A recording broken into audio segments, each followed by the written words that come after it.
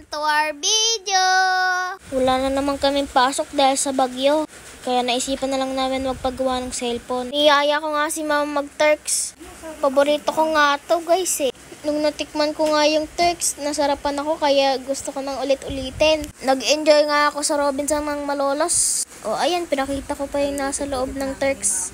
Nag-ikot-ikot nga kami sa Robinson Malolos. Kwento talaga dyan. Pumunta lang kami sa Malolos para magpagawa ng cellphone. Kaya pagkatapos ng pagtitingin sa paggagawa ng cellphone, naisipan namin pumunta sa Robinson Malolos. All meat nga pala ang kinain namin. Ang paborito ko ng flavor nila ay all meat.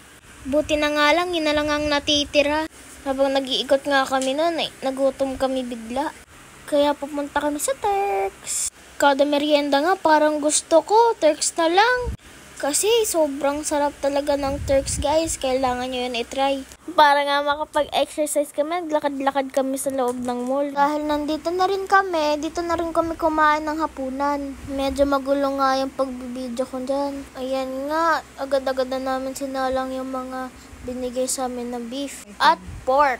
First time ko nga lang matikman to. Ako na nga nagluto ng iba. Para sila mama naman ang kumain. Kasama nga pala namin si Kuya Rods dyan. Feeling ko nga weekend na kasi tuloy-tuloy ang walang pasok. Pero bukas ka may pasok na kami. Ang pangalan niya nga ay Sumoniko.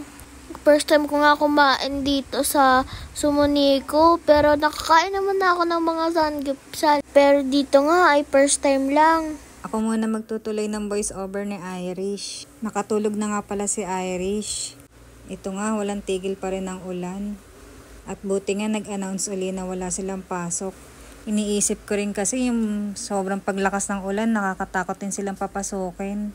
Sasama kasi ng panahon ngayon, nakakaano rin na papasukin yung mga bata. Kaya ngayon wala silang pasok, sinulit ko nang isama siya sa pagpapagawa ng cellphone at nag-ikot-ikot na rin.